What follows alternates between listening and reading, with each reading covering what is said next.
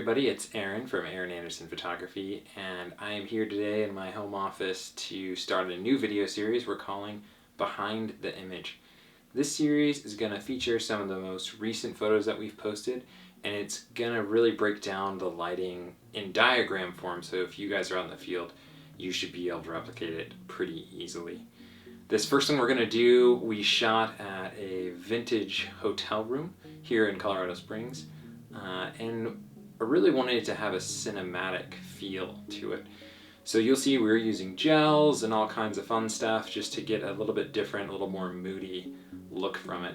One of the things about cinematic lighting that actually Jeff Rojas, shout out to him, was talking about the other day is that the biggest difference between cinematic type lighting, or something you'd see in a movie, and photography lighting is that cinematic lighting is lighting with purpose. So you shouldn't really be thinking, oh wow, look at the lighting when you see these. Now this is a little bit extreme because we were using so many gels and different colors, but the idea is the same, where we thought about where light would be coming from naturally.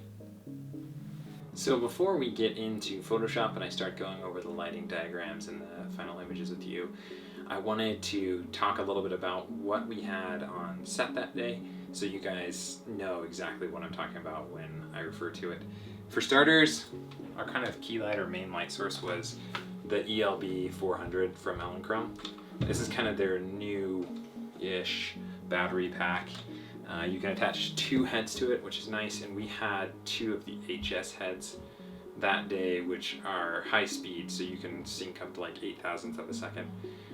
Then paired with that, we had the D-Lite RX4, which is also capable of the high speed, so that's a good duo if you're either using it in studio or out on the road somewhere.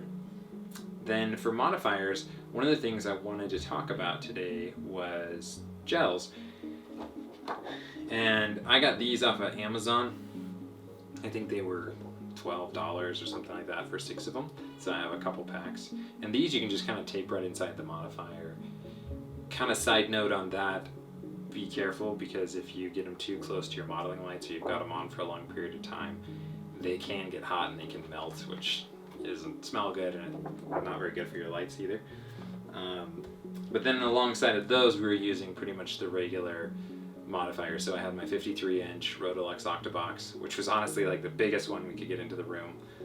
We were using a strip box for some fill, and then we did a lot of bare bulb and reflector type stuff where we were bouncing light off of walls and off of ceilings, and that gives it that really cinematic kind of moody feel where you don't necessarily think about the lights as much, which is what we were really going for. So without further ado, let's hop out of here and get into the Photoshop diagrams, where I'm going to show you exactly where the lights were placed, how they were set up, and then show you the final images as well, so you can get an idea of what we were able to create with it. Alright guys, welcome to Photoshop, and we are going to get things rolling with the behind image and the diagrams for lighting. We're going to start out with this one, which is actually the image we are kind of going to shoot. We ended up getting a bunch of great stuff, but this was kind of my hero image, as it were. We did end up bringing this TV that you see over here. I wanted something a little more vintage, and their TV was a little bit newer. But without further ado, let's grab the diagram here. So this was a little bit weird because I couldn't get this octabox to look right in this diagram, but it was sitting almost directly overhead. So if you had it more like right there, sorry, it's a horrible octabox, and shining down across your face, that is how we had it. I couldn't really warp it to get it to look that way, but it did have a red gel on the inside to create that kind of really cool red effect that you saw. Then over here on camera right, we had a 21 by 51 inch strip box, and then we had a blue gel taped inside of there.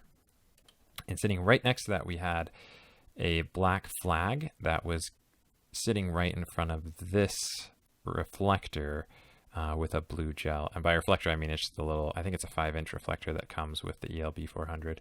And that was really to spill some blue on the background back here. So we had this nice red kind of spilling this direction, and then the blue was coming back and wrapping around. But I found without the flag here, it was spilling a little too much onto the bed and onto the model, so we ended up flagging it off a little bit. So that's the first one that we did. The second one that I ended up really becoming a hero for us was this one here.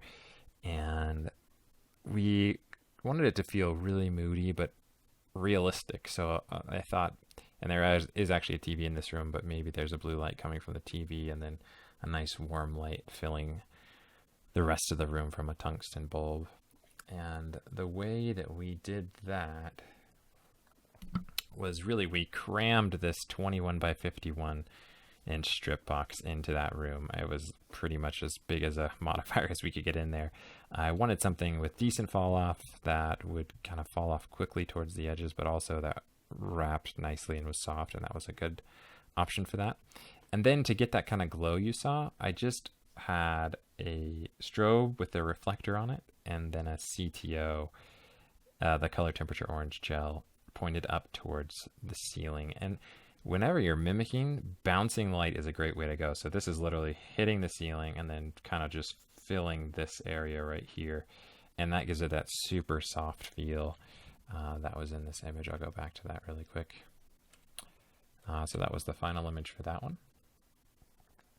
On a quick side note, if you see, if you see the haze and fog in here, some of that is in post-production, but a lot of it we actually ended up using a canned haze that I found on Amazon through a friend, actually. So I'll put a link to that in the video notes down below if you guys are interested. It's really nice because you don't have to have a smoke machine or a haze machine. You just spray it and shoot, and it dissipates relatively quickly, so in a hotel room you're not choking on the fumes.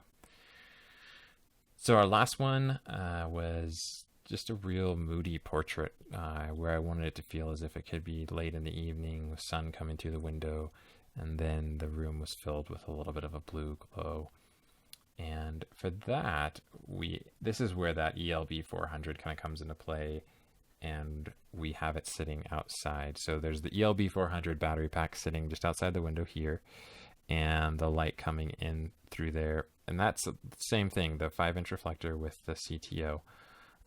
And again, it's up high, pointing down, kind of mimicking a sunset.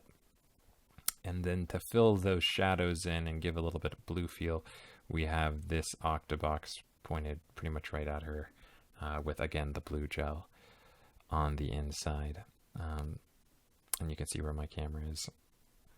So hopefully these have been helpful. And just as a side note, I was using a Nikon D800 and a 24-70 2.8 lens for this shoot.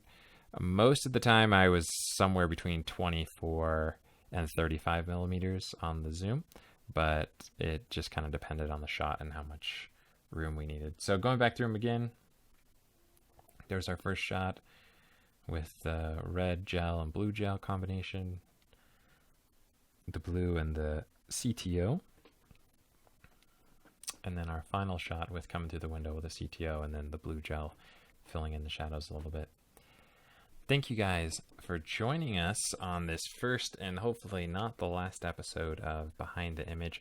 Would love to hear what you guys thought in the comments. We will be doing blog posts alongside each one of these Behind the Image videos, so make sure you hop on to aaronandersonphoto.com to give that a look. It'll have the final images from the shoot and some BTS stuff on there as well. So don't forget to hit subscribe. Thank you guys so much for watching, and until next time, be awesome.